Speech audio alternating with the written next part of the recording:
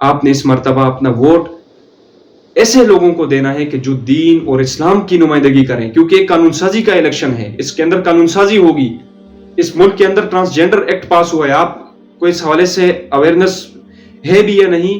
دیکھیں، یہ غیرت مند لوگوں کا ملک ہے، اس کے اندر ٹرانسجینڈر ایکٹ پاس ہوا ہے کہ اگر کوئی بھی مرد جائے نادرا میں اور وہ یہ کہے کہ میں عورت، اپنے آپ کو عورت کہے، تو نادرا اس بات کا پابند ہے کہ وہ اسے عورت ڈکلیئر کرے، عورت اس کی شناختی کارڈ پر لکھا جائے گا، عورتوں کا شناختی کارڈ اسے دیا جائے گا.